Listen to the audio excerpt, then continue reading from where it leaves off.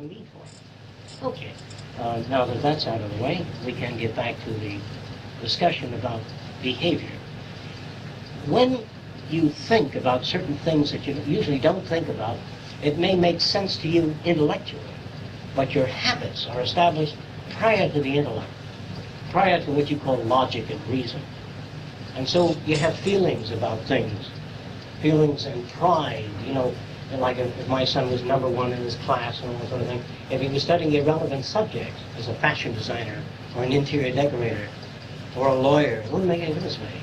And if he was number 10 in his class or nothing in his class, it wouldn't make very much difference. What makes the difference is whether or not you can relate and whether or not they read up on subjects that the classmates may not be interested in.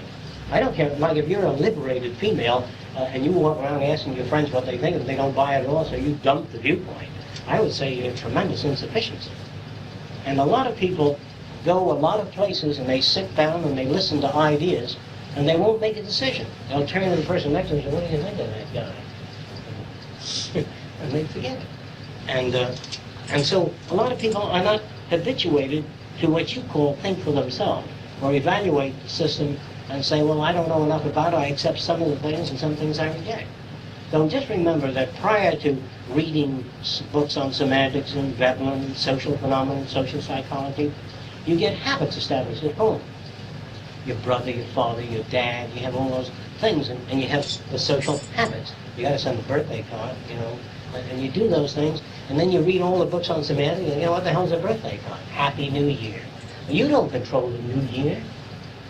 If you sat up in the clouds and you arranged the weather and the sea and the climate, then I'd know. And you said, you're going to have a good New Year. I said, how's that? There's a batch of lenses back there and things that you need, they're all back there for you. I said, well, that's a promise of a better New Year. And then John says, there's a lot of Mack trucks in town. You can't know that you're going to have a Happy New Year. You might. You might build something fantastic with the lenses, so the glasses may snap and blind you for life. You can't know those things. All you can know is that under certain conditions and precautions, you can diminish the possibility of accidents. But they are with us. Those things are with us. And so our earlier habits establish our emotional set. And our emotional set is dominant over your knowledge of semantics, reason, problem solving. In school, problem solving. You see two people in an argument, and they're fighting physically. You say, would you move in and try to say, listen, you fellas, why don't you sit and reason together? Would you mind your own business? What would you do? And the person writes down, well, this is what I would do. Well, actually, when you're involved with somebody, emotionally, and somebody walks over and says something, do you listen to what the other person says objectively, or do you tend to take sides of the person you're familiar with, and the person you know? Somehow, whenever my kid got in an argument with somebody else, he always seemed to be right. That's what I mean. We have that kind of prejudice condition in ourselves. And it takes a long time to undo that. You have to have a set about people. And it's a hard set to come by. You can get along with people so long as you get along with them. And in certain areas you won't get along with them, and that's a fact. In certain areas, and some people don't want to change because they can't afford it emotionally. So everybody doesn't know what that means? They can't afford to change emotionally. If my girlfriend put her arm around me and I said, what's the matter, you insecure? And if I put my arm around her, she says, are you insecure? If you don't touch, even though you want to touch. No, if you want to touch, are you insecure? Do we put our arms around other people because they put their arms around us and say, yes, I too feel that way? Do we require this constant reassurance? And I would say one measure of concern of another person for any other person is the services they attempt to render to that other person. If you were studying botany and the guy that liked you, try to facilitate that and get you equipment that you couldn't get, and try to, if you wanted to go in the other room and paint, the person would say, well, fine. And they sit here and they read a book, but they don't bother you for doing it. That would be more important to me than putting arms around one another. It would be much more important to share in that general area. Is that locked?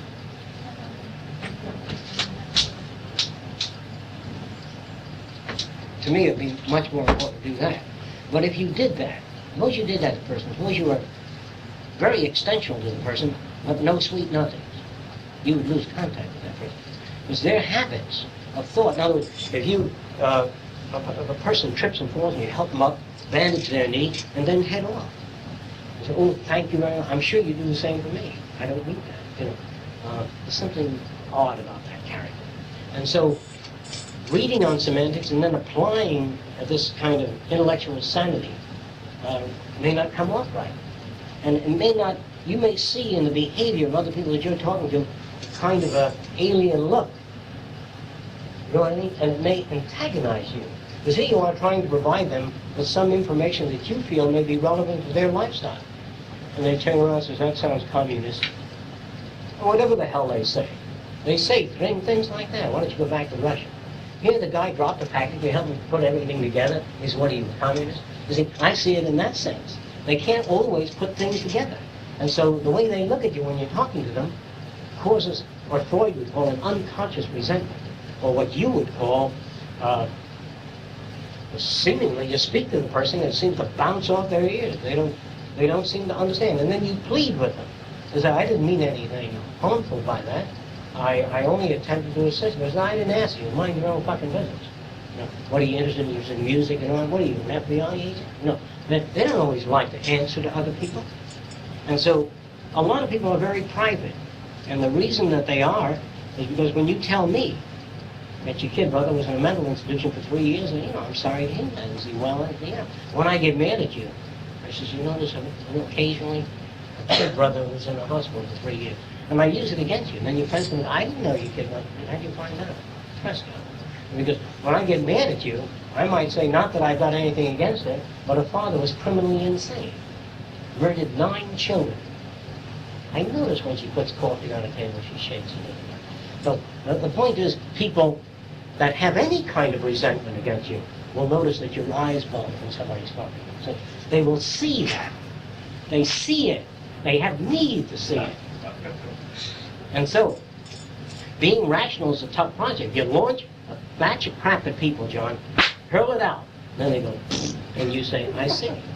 But if you say, try to help the goddamn bastard, and look what the hell I get. He damages my car.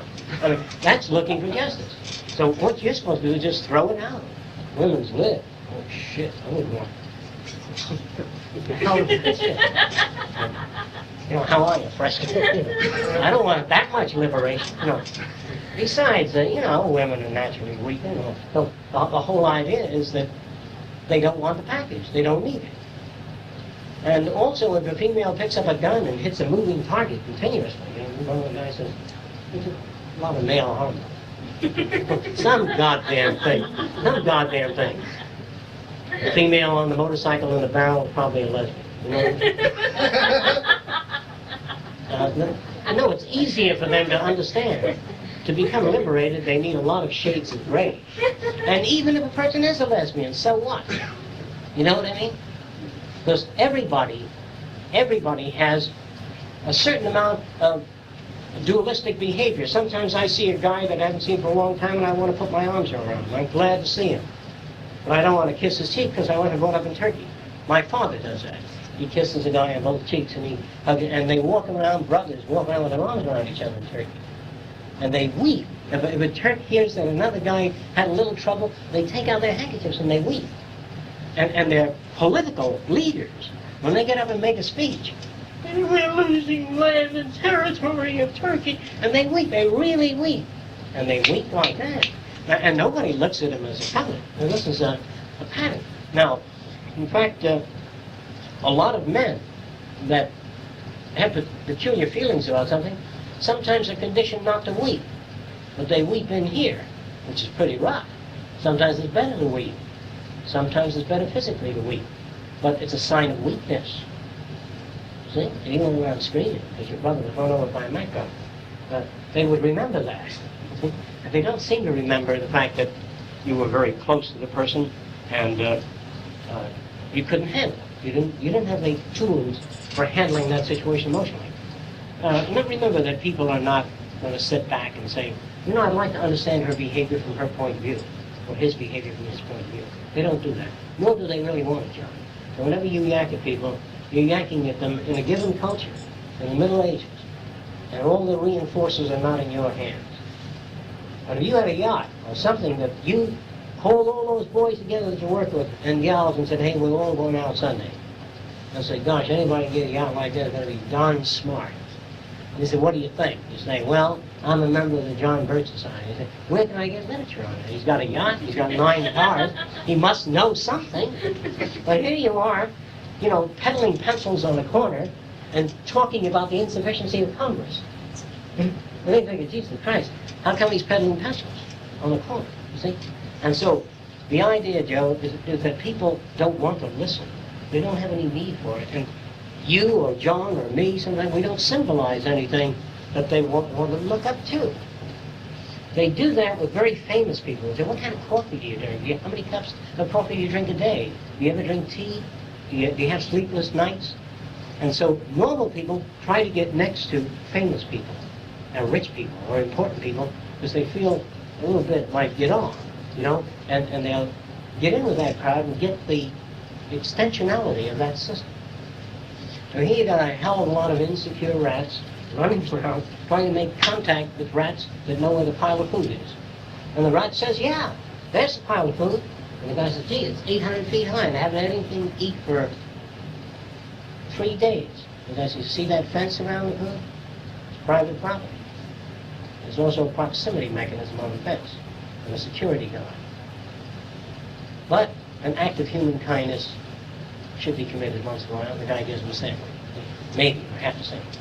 And so the idea in our culture is that the rules of the game are set so that male and female have antagonisms inherent in the culture. Does everybody disagree with that? The culture produces automatically those antagonistic feelings. And also, you can see it if you want to take the time out, children growing up. Hey, you know, what are you playing with the girls for? I'm talking about when you're 4 or 5 years old.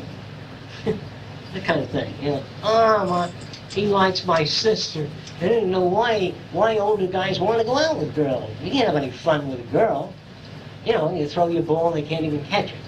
And they won't go off the high board. No. What the hell are you want to go out with girls for? And so they are right. In their set, the way they're brought up, the values are too different. Now, if a girl climbs a tree, the other girls, you know, she's an odd one. If you have a collection of snakes when you're young, you know, your girlfriends, you know, they have a reaction. But it isn't typically female, it's typically cultural. Are there any girls here that ever collected snakes of any kind, or ever had any snakes? Any girls here that ever picked up a frog, slimy frog? Did you pick up a frog? Snake. Did you, Linda? Yeah, but they're not slimy. All right, right out of the pond. Have you?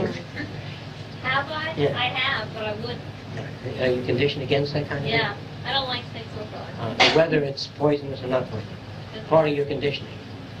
You realize that. Oh, very small. Okay. Snakes. And you believe you can change in that area if you wanted to, if you had need to. Yes, but I don't choose to. You don't choose. Okay. John, that's your problem with other people. You may say things to them, and they don't choose to, meaning that the forces that act upon them force that decision. Is that right?